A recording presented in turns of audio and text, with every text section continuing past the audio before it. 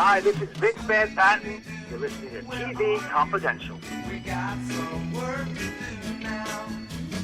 Roberts with a reminder that the next edition of TV Confidential will premiere next week on the station at the usual time. Our guests will include Jeff Abraham. Jeff Abraham, comedy historian and the author of The Show Won't Go On. We hope you join us for that. In the meantime, Tony Figueroa and Donna Allen are with us as they bring us This Week in TV History. Tony's segment, as always, is brought to us by our friends at Story Salon, Southern California's longest-running, regularly performing live storytelling ensemble. For more information, storysalon.com, facebook.com/Story Salon. We've been looking at notable TV milestones that occurred in September 2019. With that in mind, Tony, what do you have for us? Speaking of class and dignity, Scooby-Doo. Yay! September 13th, 1969. The full title was Scooby-Doo, Where Are You?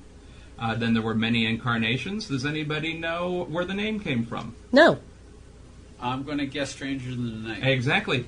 They had already come up with the concept of the show. It was going to be this big Great Dane and these mystery-solving teenagers. And Joe Barbera was leaving L.A. To go to New York to pitch it to the network.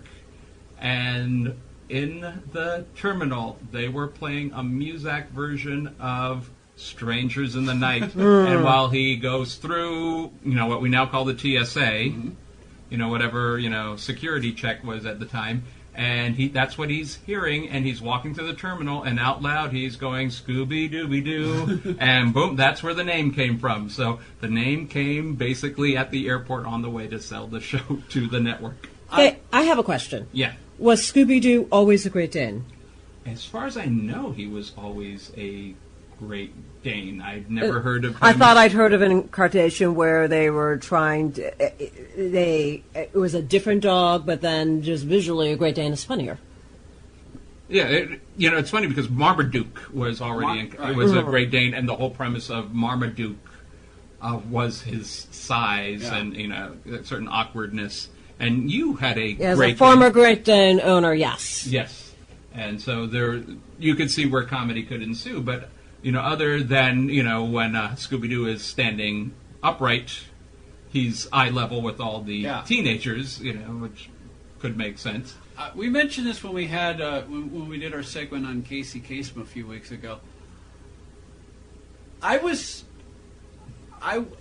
surprised when I found out that Casey Kasem was the voice of Shaggy, because even though I'd heard American Top 40 and I knew the voice of Casey Kasem, and I guess this is a tribute to Casey Kasem, the voiceover artist. He made it so distinctive. Yes. When you found out it was him, I was completely surprised. But if you watch Josie and the Pussycats, he was the voice of Alexander. Yes. Which sounded very much like Shaggy, so when the characters did cross over, you had Alan and Freddie, who looked like they were separated at birth, and you had... the two cowardly characters, Alexander and Shaggy, were voiced by the same guy. Yeah. And so when they did cross over, you would see look like twins getting together. And when something scary happened, instead of just having Scooby and Shaggy, it was Scooby, Shaggy, and Alexander. And it was like an echo of the same voice as they run out. And then there was, in the Scooby-Doo movies, they met Batman and Robin. Where Robin and Shaggy were also voiced by Casey Kasem. Yeah. It seemed like for a while, and you look at Super Friends also, where it's like, were there only 3 guys working in voiceover at the time? Because it seemed like there were the same. And it's like the woman who did Wonder Woman. Casey Kasem, Don Messick, and Lenny Weinrib. Yeah, basically. Don Messick was Scooby-Doo. Yeah. And he was the voice, and he was Scrappy, I believe, for a little while. And a number of the villains, too. Yeah. And the villains you can kind of tell. Those darn kids. Yeah, I would have gotten away with it, too, if it wasn't for those darn kids. And that dog. Yes. But, yeah, and maybe I'm a purist. I loved whether it was the original run or when they did Scooby-Doo movies, and even when they brought it back when, I would say anything of the pre-Scrappy era, when the villain was basically a bad guy who was trying to concoct some supernatural story to hide his criminal activities, to scare away. And at the end, it was the removing of a mask. I know it was predictable, but I liked it better than when they decided, you know what, the monster should be real. And I thought, when Scrappy came around, and then the vampire was real or the mummy was real, it really took away, because there was, even though you had cartoon antics and silliness, there was some thought in the plot. The stories were well written. Yeah. That's why it is held up today. That's why so many kids, everybody knows Scooby-Doo. Everyone loves Scooby-Doo.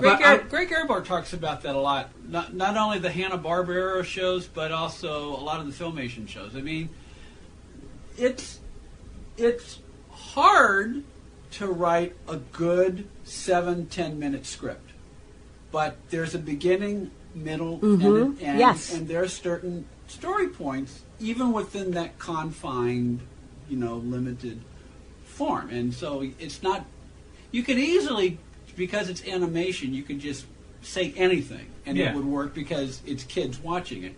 But there is an attempt to tell a structured story because you knew there's probably mom and dad or someone older watching, and so you had to keep them engaged as well.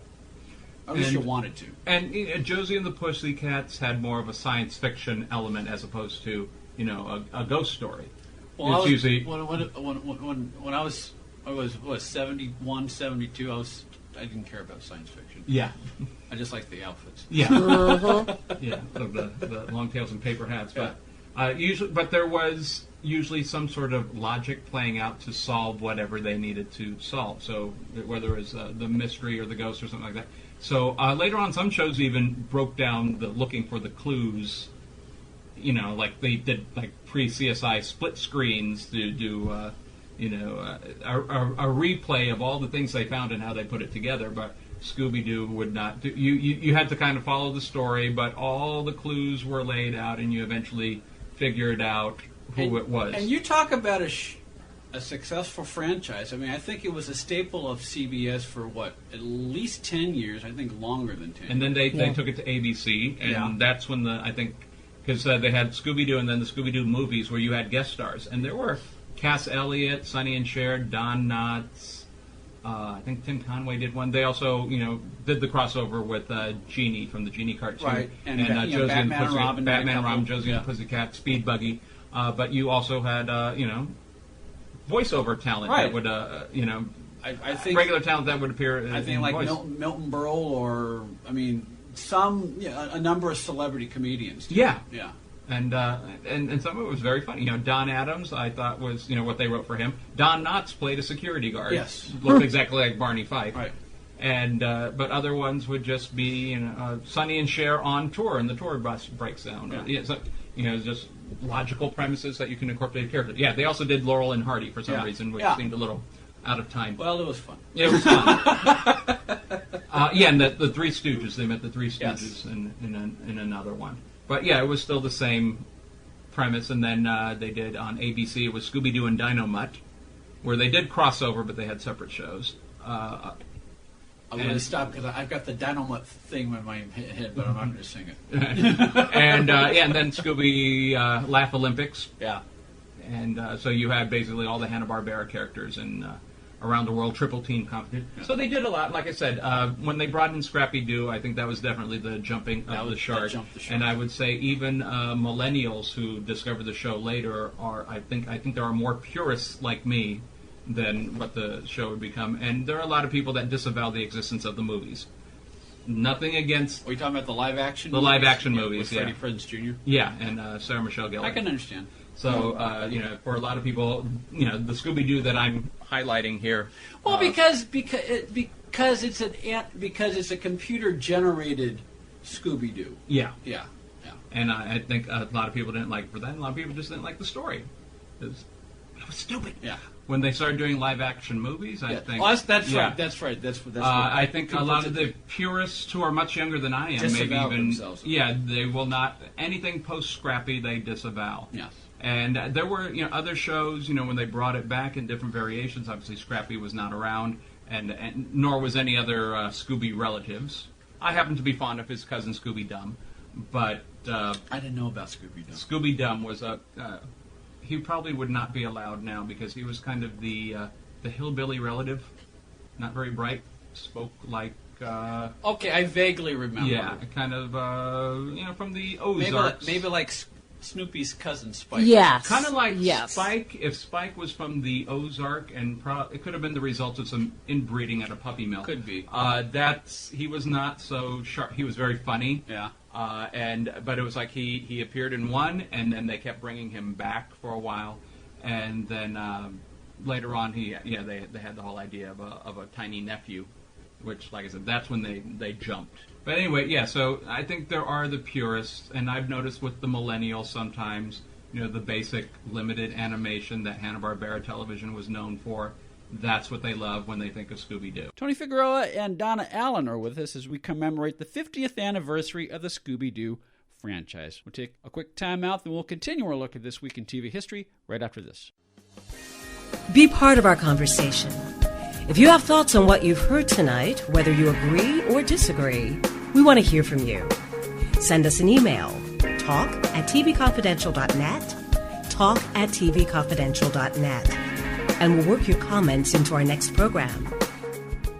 If you're living with diabetes and using insulin, you know the pain of pricking your fingers over and over again. By wearing a small remote device called a continuous glucose monitor, or CGM, you can reduce the pain of pricking your fingers right away. If you're testing your blood sugar 4 or more times per day, injecting insulin 3 or more times per day, or using an insulin pump, call the Diabetic Health Hotline today. 800-712-8002. That's 800-712-8002. Paid for by U.S. Med. Become an advertiser or underwriter of TV Confidential and let our brand help promote your brand. To find out more, go to televisionconfidential.com/advertise.